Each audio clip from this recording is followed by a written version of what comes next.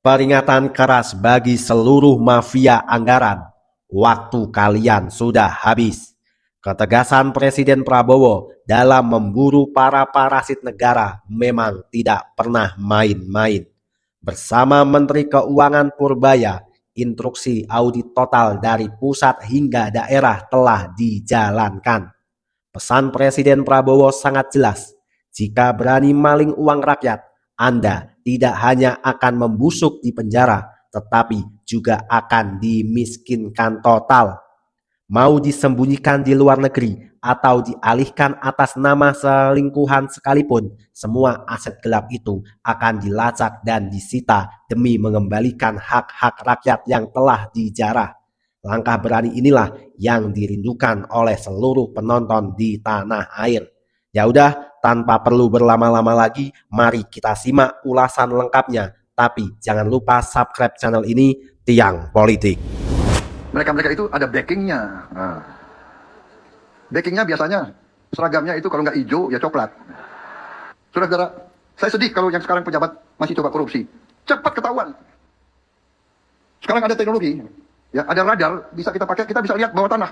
Jadi saudara-saudara yang punya bunker-bunker disembunyikan, nanti kita ketemu juga kekayaanmu loh. Saudara-saudara, saya akan menggunakan teknologi yang paling canggih. Teknologi pertahanan bisa mencari gudang senjata di bawah tanah. Radar sekarang bisa mencari, ranjau bisa mencari. Kita akan pakai untuk mencari bunker-bunker di sekitar kau. Pernah nggak kalian mikir, kenapa di negara kita, biaya untuk ngasih makan dan fasilitas seorang koruptor di penjara justru jauh lebih mahal daripada gaji bulanan seorang guru honorer yang mencerdaskan bangsa? Apakah kita sebagai bangsa memang lebih menghargai orang yang merampok uang negara ketimbang orang yang membangun masa depan? Gaji guru tidak bisa baik. Kenapa gaji pegawai negeri tidak bisa baik? Kenapa anggaran selalu kurang? Ya kan?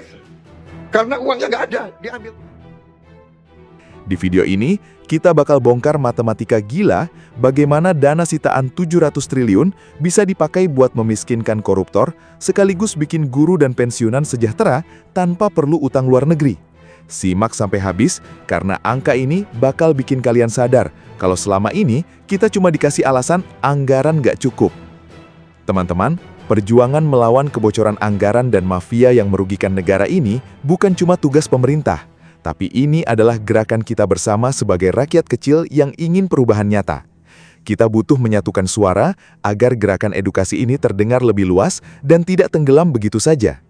Oleh karena itu, sebelum kita masuk ke pembahasannya, ambil waktu 3 detik kalian untuk klik tombol like, subscribe channel ini, dan bagikan video ini ke grup keluarga atau teman-teman kalian. Semakin banyak video ini dibagikan, semakin kuat sinyal persatuan kita untuk mengawal uang rakyat. Dan khusus hari ini, mari kita absen kekuatan rakyat dari seluruh penjuru Nusantara. Tulis di kolom komentar dari mana asal daerah kalian sekarang, agar kita tahu bahwa dari Sabang sampai Merauke, rakyat kecil sedang bersatu memantau keadilan. Tonton video ini sampai menit terakhir, karena setiap angka yang kita bedah di sini adalah hak kita yang wajib kita pelajari bersama. Mari kita mulai. Mari bersama-sama kita amankan uang rakyat. Jika kalian melihat ada oknum pejabat daerah yang berani memotong dana desa atau bansos, segera laporkan dan viralkan ke publik. Kita tidak boleh takut. Karena dengan bersatu, kita persempit ruang gerak para koruptor sampai ke akar-akarnya. Teman-teman, ya udah, yuk kita lanjut simak lagi. Pernahkah kalian merasa lelah melihat pemandangan yang sama terus-menerus di layar kaca? Sebuah fenomena yang seolah sudah menjadi tradisi, di mana kita menyaksikan seseorang yang diduga merugikan negara keluar dari gedung pemeriksaan dengan rompi oranye, namun wajahnya justru dihiasi senyuman lebar. Mereka melambaikan tangan ke arah kamera, bahkan kadang melempar senyum penuh percaya diri, seolah-olah sedang berjalan di atas karpet merah sebuah festival film, bukan sedang menghadapi konsekuensi hukum karena telah mengambil apa yang bukan menjadi hak mereka. Fenomena ini memicu sebuah pertanyaan mendasar yang menggelitik hati kita sebagai masyarakat awam.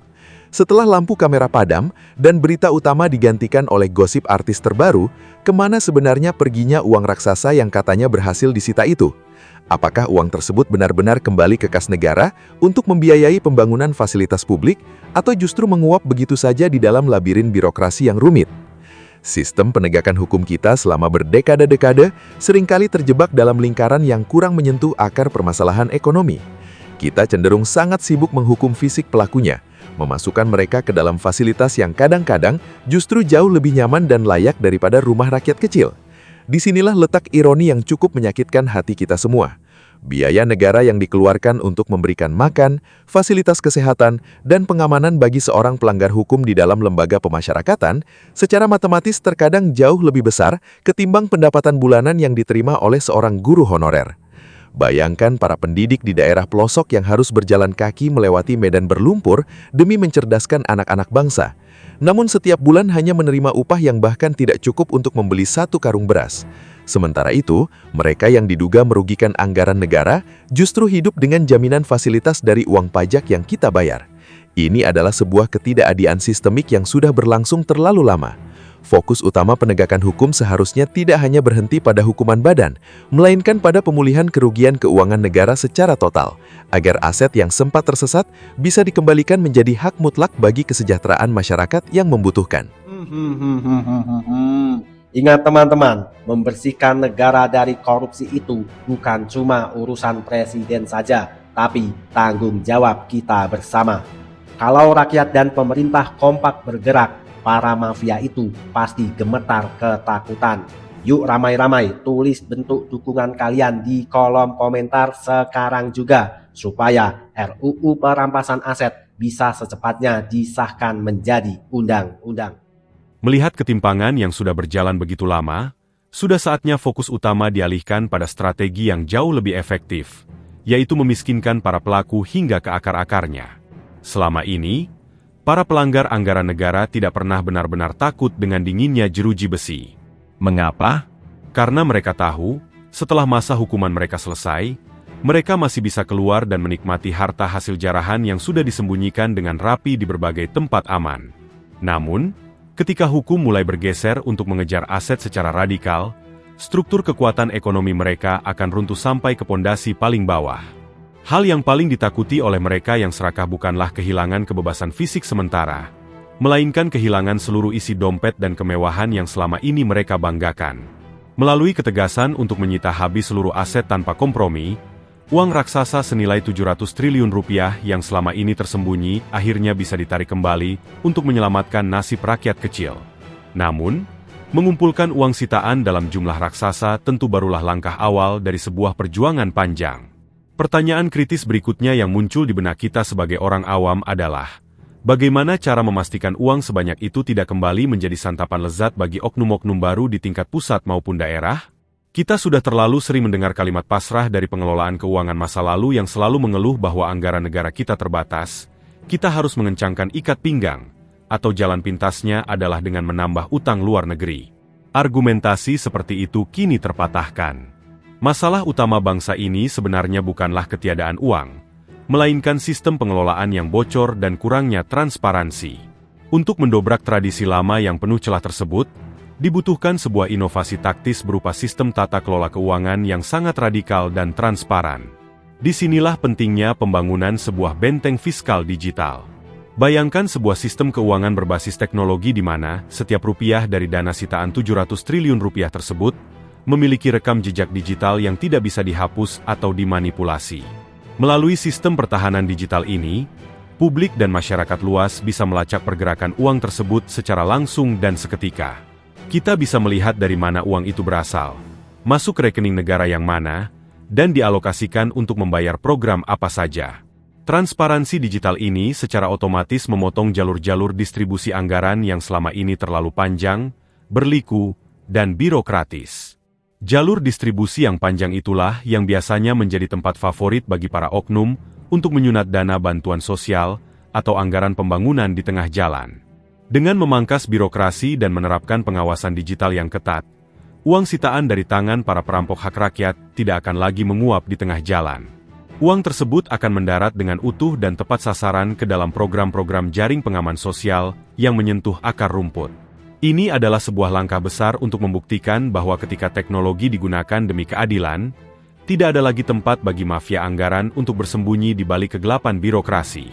Uang rakyat akan sepenuhnya kembali menjadi milik rakyat untuk membangun masa depan yang lebih adil dan bermartabat. Mari kita bedah secara mendalam bagaimana dampak nyata dari dana sitaan 700 triliun rupiah ini jika dialokasikan langsung ke masyarakat menggunakan perhitungan matematika yang sederhana. Seringkali, ada pihak-pihak skeptis yang selalu berargumen di media bahwa menaikkan kesejahteraan guru honorer dan pensiunan secara serentak di seluruh Indonesia adalah hal yang mustahil karena akan membuat kas negara langsung jebol. Narasi menakut-nakuti ini sudah saatnya kita patahkan bersama. Jika kita asumsikan jumlah guru honorer di seluruh pelosok negeri yang membutuhkan perhatian mendesak berada di angka sekitar 1 juta orang, lalu kita ingin memberikan kenaikan pendapatan yang layak sebesar 3 hingga 5 juta rupiah per bulan di luar apa yang mereka terima sekarang, maka anggaran yang dibutuhkan dalam 1 tahun berkisar antara 36 hingga 60 triliun rupiah. Angka puluhan triliun tersebut tentu terlihat besar bagi kita sebagai individu, namun menjadi sangat kecil jika dibandingkan dengan total dana sitaan 700 triliun rupiah yang berhasil diselamatkan dari tangan para koruptor. Matematika sederhana ini menunjukkan sebuah fakta luar biasa. Harta karun hasil rampasan dari para perampok uang negara ini saja sudah lebih dari cukup untuk membiayai kenaikan kesejahteraan seluruh guru honorer di Indonesia selama lebih dari 10 tahun ke depan. Semuanya bisa terwujud tanpa perlu mengganggu pos anggaran rutin yang sudah ada di dalam APBN, dan yang paling penting, tanpa perlu menambah beban utang luar negeri 1 sen pun. Ini adalah bukti nyata yang membuka mata kita semua bahwa selama ini uang negara itu ada dan melimpah. Hanya saja arah alirannya yang tersumbat oleh keserakahan birokrasi masa lalu. Dampak positif ini tidak berhenti pada guru honorer saja, melainkan juga meluas ke sektor perlindungan para pensiunan kita. Melalui strategi pengelolaan yang cerdas, dana sitaan raksasa ini tidak dihabiskan begitu saja dalam sekali jalan. Uang tersebut dapat diinvestasikan kembali ke dalam instrumen keuangan negara yang aman, produktif, dan berbasis jangka panjang, seperti dana abadi pendidikan atau sosial. Hasil dari perputaran investasi dana abadi inilah yang kemudian digunakan secara konsisten untuk membiayai bonus tunjangan kesehatan ekstra, serta subsidi biaya hidup bulanan bagi para lansia yang telah menghabiskan masa mudanya untuk mengabdi pada negara. Ketika pendapatan para guru honorer dan pensiunan ini naik, terjadilah sebuah efek domino yang luar biasa terhadap perekonomian nasional yang seringkali dilupakan oleh para pengamat ekonomi di televisi. Perlu dipahami bahwa cara paling cepat untuk menggerakkan roda ekonomi yang sedang lesu bukanlah dengan memberikan fasilitas khusus atau insentif pajak kepada korporasi besar, melainkan dengan cara meningkatkan daya beli masyarakat di tingkat paling bawah. Guru honorer dan pensiunan adalah contoh nyata dari kelompok masyarakat yang memiliki kecenderungan konsumsi yang sangat tinggi. Artinya, setiap rupiah tambahan yang masuk ke dalam dompet mereka tidak akan disimpan di bank luar negeri atau digunakan untuk berspekulasi di pasar saham global, melainkan akan langsung dibelanjakan ke pasar untuk memenuhi kebutuhan hidup sehari-hari. Bayangkan ketika jutaan guru honorer dan pensiunan di seluruh daerah menerima hak mereka secara layak. Hal pertama yang mereka lakukan adalah pergi ke pasar tradisional untuk membeli daging, telur, beras berkualitas baik, atau pakaian baru dari pedagang lokal. Aktivitas belanja massal ini akan membuat pasar-pasar tradisional di seluruh pelosok daerah yang tadinya sepi menjadi kembali ramai dan bergairah. Para pedagang kecil, petani sayur, peternak ayam, dan pengrajin lokal akan kebanjiran pesanan karena permintaan barang yang meningkat tajam. Ketika jualan para pedagang kecil ini laku keras, mereka otomatis akan menambah stok dagangan mereka, yang berarti roda produksi di tingkat hulu juga ikut bergerak naik. Pabrik-pabrik lokal akan kembali beroperasi, lapangan pekerjaan baru di daerah akan tercipta dengan sendirinya, dan perputaran ekonomi daerah akan aktif secara alami. Inilah wujud dari pertumbuhan ekonomi yang sejati dan inklusif, sebuah pertumbuhan yang bergerak jujur dari bawah ke atas, bukan pertumbuhan semu yang hanya dinikmati oleh segelintir pemilik modal besar di kota-kota metropolitan sementara rakyat di daerah menjerit kesulitan. Di tengah dinamika kebangsaan yang sedang kita hadapi saat ini, ada satu doa dan harapan mendalam yang terus bergema di hati sanubari kita sebagai rakyat kecil. Harapan itu adalah melihat setiap sosok yang telah memeras keringat demi tegaknya negeri ini bisa hidup dengan layak, selayak-layaknya seorang manusia yang bermartabat. Sudah teramat lama kita menyaksikan ketimpangan yang mengiris hati. Maka dari itu, mari kita lambungkan harapan setinggi-tingginya untuk para guru honorer, pahlawan tanpa tanda jasa yang setiap pagi berdiri di depan kelas dengan senyum yang dipaksakan, menyembunyikan rasa lelah dan kecemasan finansial demi mencerdaskan anak-anak didik mereka. Semoga tidak ada lagi cerita tentang guru honorer yang harus menyambi menjadi pengemudi ojek online hingga larut malam, atau menjadi buruh cuci demi mengepulkan asap dapur. Mereka layak menerima upah yang setara dengan pengorbanan besar mereka, pendapatan yang mampu menjamin masa depan keluarga mereka tanpa perlu terlilit utang di warung sebelah.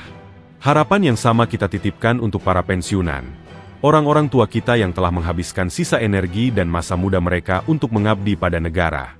Di usia senja mereka, saat tubuh mulai digerogoti usia, mereka sudah sepatutnya menikmati masa tua dengan tenang.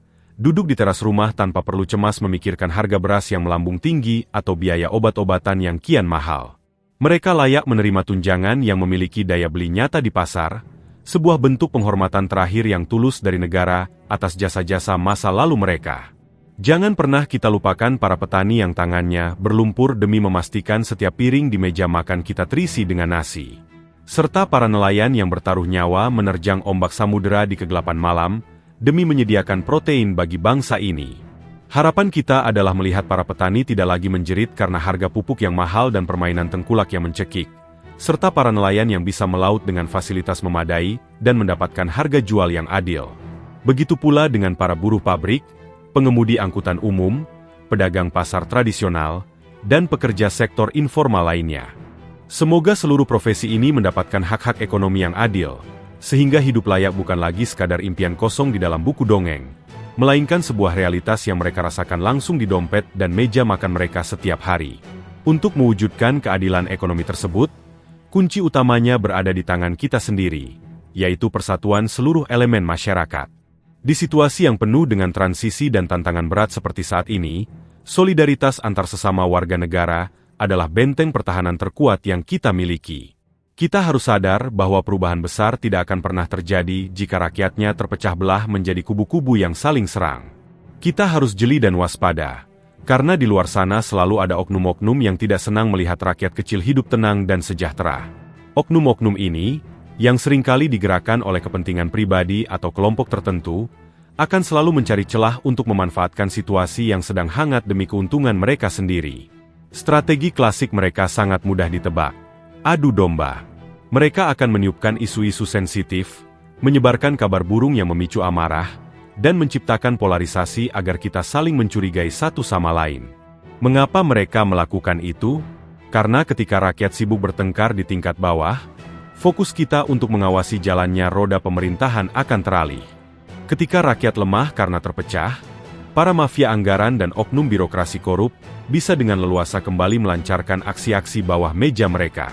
Oleh karena itu, mari kita pasang mata dan telinga secara jernih. Jangan mau diprovokasi oleh narasi-narasi yang memecah belah. Ketika ada pihak yang mencoba membakar amarah kita tanpa dasar yang jelas, mari kita jawab dengan kepala dingin dan persatuan yang semakin erat. Kita harus membuktikan bahwa rakyat kecil hari ini sudah semakin cerdas dan tidak bisa lagi dibodohi oleh skenario adu domba yang usang. Saat ini, kita melihat adanya komitmen dan keseriusan dari jajaran pemerintah yang sedang berjuang keras untuk membongkar praktik-praktik kotor yang selama berdekade-dekade telah mengakar di negeri ini. Perjuangan memulihkan keuangan negara, mengejar dana sitaan raksasa, dan menata ulang sistem birokrasi yang transparan bukanlah pekerjaan yang mudah. Pemerintah sedang menghadapi perlawanan senyap dari kekuatan-kekuatan lama yang tidak ingin kenyamanan mereka terusik. Oleh karena itu, sebagai rakyat yang merindukan keadilan, sudah sepatutnya kita memberikan dukungan penuh kepada pemerintah dalam koridor yang positif dan konstruktif. Dukungan rakyat adalah pasokan energi terbesar bagi para pemimpin kita untuk tetap tegak berdiri, menghadapi tekanan dari para mafia anggaran. Namun, dukungan saja tidaklah cukup jika tidak dikawal dengan instrumen hukum yang kuat. Salah satu perjuangan paling krusial yang wajib kita kawal bersama-sama sebagai satu bangsa saat ini, adalah desakan agar rancangan undang-undang, RUU, perampasan aset bisa segera disahkan menjadi undang-undang resmi. Regulasi ini adalah kunci pembuka gerbang keadilan yang sesungguhnya. Mengapa RUU perampasan aset ini sangat penting dan wajib kita suarakan terus-menerus? Karena aturan inilah yang akan menjadi senjata paling mematikan bagi para pemimpin dan penegak hukum kita untuk memberantas korupsi hingga ke akar-akarnya. Selama ini, sistem hukum kita seringkali menemui jalan buntu karena proses penyitaan aset koruptor membutuhkan proses peradilan yang berbelit-belit dan memakan waktu bertahun-tahun. Akibatnya, banyak pelaku yang masih bisa menyembunyikan atau mengalihkan harta haram mereka sebelum putusan hukum tetap diketuk. Dengan disahkannya RUU perampasan aset, negara akan memiliki otoritas hukum yang kuat untuk langsung menyita dan mengambil alih aset-aset yang diduga kuat berasal dari tindak pidana, bahkan tanpa harus menunggu proses peradilan pidana pelakunya selesai secara berlarut-larut. Ini adalah senjata pamungkas yang akan menciptakan efek jera yang luar biasa horor bagi para mafia pejabat korup. Bayangkan jika nanti di masa depan ada oknum pejabat atau mafia anggaran yang nekat melanggar sumpah jabatan mereka dan tertangkap tangan, pemimpin kita tidak lagi kekurangan alat pemukul. Melalui undang-undang perampasan aset, negara bisa langsung memiskinkan mereka dalam sekejap. Seluruh rumah mewah, mobil-mobil sport, rekening bank di luar negeri, hingga aset kripto yang mereka sembunyikan akan langsung dicabut hak kepemilikannya dan dikembalikan secara utuh ke dalam kas negara. Uang rampasan itulah yang nantinya akan langsung dikonversi menjadi subsidi pupuk bagi petani, bantuan bahan bakar bagi nelayan, kenaikan gaji bagi guru honorer, dan jaminan kesehatan bagi para pensiunan. Undang-undang ini akan mengubah peta permainan, membuat para koruptor tidak hanya takut masuk penjara, melainkan ketakutan setengah mati jika mereka dan keluarga mereka harus jatuh miskin sedalam-dalamnya akibat keserakahan mereka sendiri. Mari kita jadikan momentum ini sebagai titik balik sejarah perjalanan bangsa. Perjuangan ini mungkin tidak akan selesai dalam hitungan hari atau bulan, dan tantangan yang menghadang di depan pasti akan semakin berat. Namun, selama jutaan guru honorer, pensiunan, petani, nelayan, dan seluruh rakyat kecil dari Sabang sampai Merauke tetap berdiri berpegangan tangan dalam satu barisan yang kokoh, tidak akan ada satupun kekuatan mafia yang mampu meruntuhkan kedaulatan bangsa ini. Mari terus kita suarakan dukungan kita. Mari terus kita kawal kebijakan-kebijakan yang berpihak pada rakyat kecil. Dan mari kita gaungkan terus desakan pengesahan RUU perampasan aset di berbagai ruang publik dan media sosial kita. Kita tidak akan berhenti. Kita tidak akan mundur. Dan kita tidak akan membiarkan suara kita diredam oleh kepentingan-kepentingan kotor. Kita akan terus melangkah bersama, mendukung dengan penuh optimisme, sampai tiba harinya di mana bumi Indonesia benar-benar bersih sebersih-bersihnya dari cengkeraman mafia dan koruptor. Sebuah masa depan di mana keadilan sosial bagi seluruh rakyat Indonesia bukan lagi sekadar pajangan teks di dinding kelas, melainkan sebuah udara segar kemakmuran yang dihirup oleh anak cucu kita hingga akhir zaman nanti. Indonesia maju, rakyat bersatu, koruptor runtuh. Oke teman-teman, terima kasih sudah menyimak sejauh ini. Terima kasih masih setia bersama channel Tiang Politik. Teman-teman, setelah mendengarkan penjelasannya yang cukup panjang ini, gimana tanggapan kalian? Silakan tulis opini tajam kalian di kolom komentar. Mari kita berdiskusi, mari kita bersuara, mari kita beropini dengan akal sehat. Jangan pernah mencaci maki siapapun teman-teman. Teman-teman, sekarang saatnya kita beropini, ngobrol cantik sambil minum kopi. Kita minum kopi dulu teman-teman. Ini kopinya. Alhamdulillah. Teman-teman, langkah tegas yang diambil oleh Presiden Prabowo dalam memimpin pertempuran melawan koruptor dan mafia anggaran patut mendapatkan apresiasi dan pujian yang setinggi-tingginya. Mengapa teman-teman? Karena selama puluhan tahun masyarakat Indonesia telah lelah menyaksikan drama penangkapan koruptor yang hanya berakhir di balik jeruji besi. Teman-teman, kita semua tahu selama ini tanpa ada kejelasan kemana uang rakyat yang dicuri itu pergi. Presiden Prabowo membawa perubahan besar dengan menerapkan strategi yang sangat ditakuti oleh para mafia itu, yaitu teman-teman, memiskinkan mereka secara total dan menyita asetnya hingga ke akar-akarnya. Ketegasan tanpa kompromi ini membuktikan bahwa negara tidak kalah dengan jaringan mafia. Betul teman-teman, ini harus kita dukung. Negara tidak boleh kalah oleh jaringan mafia. Negara tidak boleh kalah oleh preman. Rakyat harus bisa dilindungi. Karena teman-teman, uang yang mereka curi adalah hak rakyat. Teman-teman, keberhasilan ini tentu tidak lepas dari kerja keras dan dedikasi luar biasa dari para aparat penegak hukum yang terkait. Teman-teman, kegigihan para penegak hukum dalam mengendus dan menarik kembali aset-aset tersebut adalah sebuah pencapaian yang luar biasa bagi penegakan keadilan di Indonesia. Ini adalah bukti bahwa Presiden Prabowo sangat serius dalam memberantas korupsi, bukan cuma omong-omong. Inilah yang diinginkan oleh seluruh rakyat Indonesia. Teman-teman, kita sebagai rakyat kecil sangat berterima kasih bahwa Presiden Prabowo tidak pernah pandang bulu. Walaupun yang korupsi, yang main anggaran adalah teman dekatnya, tetap akan disikat dan dihukum. Teman-teman, selain itu, pujian besar juga layak diberikan kepada Menteri Keuangan Bapak Purbaya Yudi Sadewa.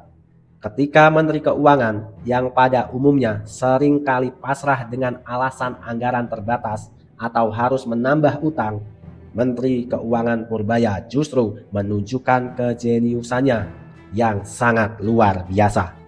Beliau tidak hanya mampu mengamankan uang sitaan tersebut lewat sistem digital yang transparan agar tidak dikorupsi lagi, tetapi juga cerdas dalam menyusun simulasi matematika yang logis.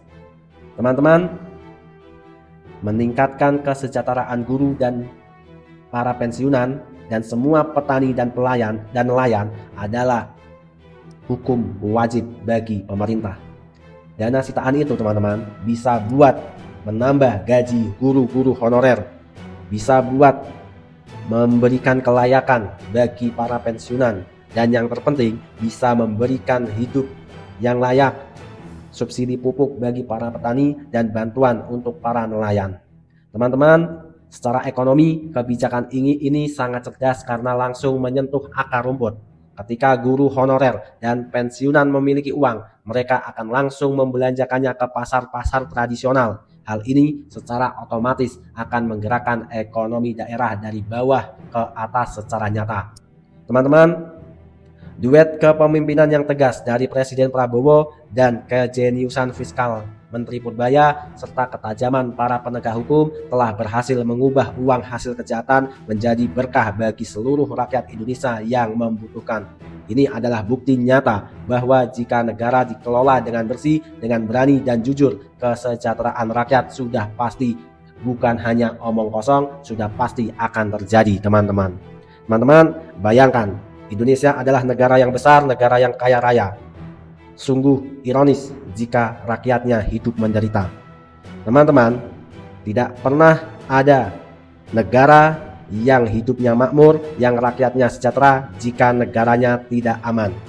Oleh karena itu teman-teman, kita sebagai rakyat jangan mau diprovokasi, jangan mau diadu domba, apalagi dibentur-benturkan. Kita adalah saudara teman-teman, dari Sabang sampai Merauke, kita semua saudara, satu bangsa, satu tanah air. Jangan mau diadu domba dengan pemerintah juga teman-teman. Kita harus optimis dan percaya bahwa masih ada pemerintah, masih ada pejabat yang bersih, yang tulus bekerja untuk rakyat. Teman-teman, kita harus dukung semua kebijakan pemerintah yang pro rakyat kecil. Kalau ada yang tidak pro rakyat kecil, kita boleh mengkritiknya teman-teman. Karena kritik adalah bentuk kita sebagai rakyat untuk mencintai negara ini. Teman-teman, terima kasih sudah menyimak. Jangan lupa bantu like, komen, dan subscribe, dan bagikan video ini agar gerakan kita semakin besar, agar rakyat semakin bersatu. Teman-teman, saya host dari Tiang Politik mengucapkan terima kasih. Sampai jumpa di video selanjutnya. Merdeka, see you next time.